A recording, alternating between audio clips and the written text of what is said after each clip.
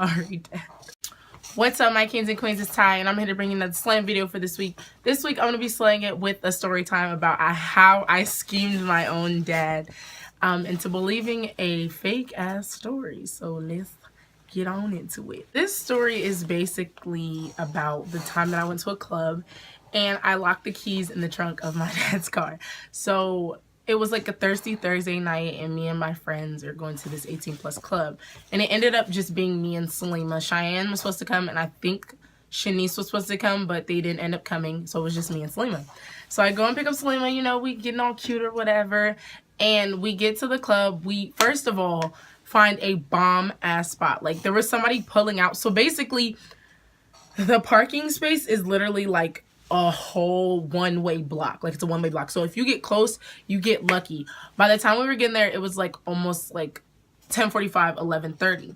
And we had free passes that ended at 11:30, so we had to get there early. So it was like 10:45, and somebody pulls out of a spot really close to the club. And so I was like, zoom, gotta get in there. And so I got this super close spot. That was one of the good things about the night. So, you know, me and Salima get out the car, and I'm like, okay, we're going to put our purses in the trunk so that, you know, if somebody sees a purse in the car, they won't break in.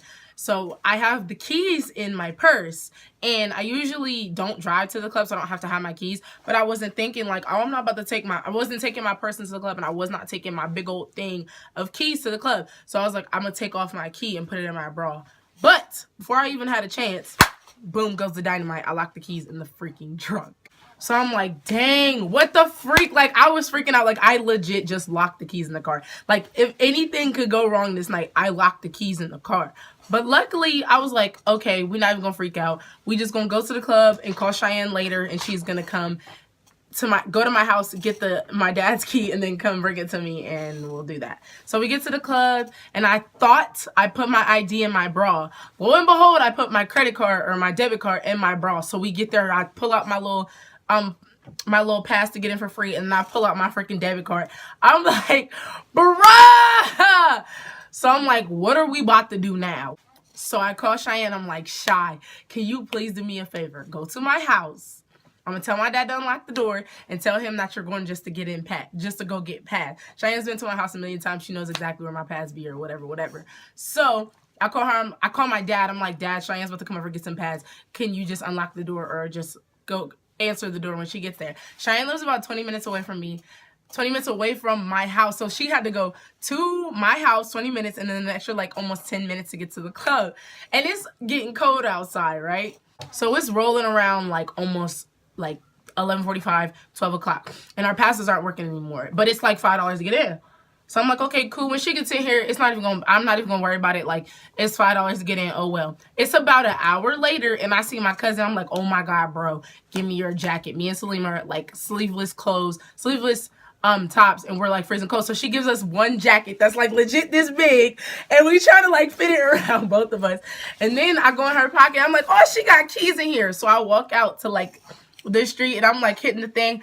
And she comes back and she's like, oh, we parked far away. Like, I was gonna stay in her car and everything, but she's like, no, we parked far away. Like, there's no way you can even get to our car because it's so far away. So I'm like, dang, what the heck, yo, we gonna sit out here for an hour and be freezing cold.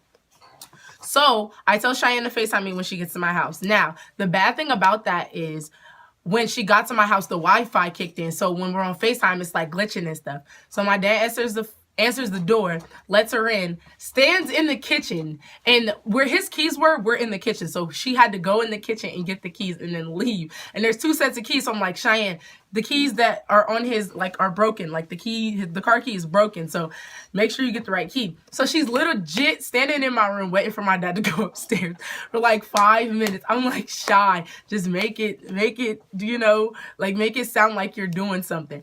And usually when like my friends come over, my dad, you know, talk to them about their life and stuff like that. And he didn't do any of that because Cheyenne was like on a mission. So he finally goes upstairs. She goes to the kitchen, grabs the keys, and she's standing outside of my door. I'm like, Cheyenne, flip the screen so I can see what keys you have. And it's glitching. So I'm like, oh my gosh, Cheyenne, if you leave the house with the wrong freaking keys, I'm going to be completely screwed. But luckily, she got the right keys. And she was on the run, like on the way to the club to come like to my car. That's how my dad got finessed. Now, moving on to the good parts of the freaking story. So she finally gets there. We get the keys out the trunk. We head to the club, and it's just me and Salima. Cheyenne, shout out to you for being a finesse queen. Sorry, Dad, you'll never know. And I'll tell you guys what happened the next day when my dad asked me about the keys.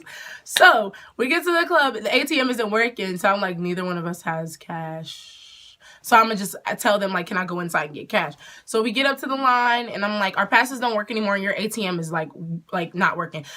When I go to tell him that, he's like, oh, it's $10 to get in. I'm like, huh? What? Who? When, where, and why? So he's like, I'm paying for both of us, but your ATM isn't working. That's $20 they was trying to get in my pocket, and I really was not trying to pay that. So I was like, at this point, I was like, y'all about to let me in for free. Not gonna happen. So then he was like, okay, go ahead. Save me $20. Holla dollar, a. And we was legit only there for an hour. And it was really fun. I met this cool guy.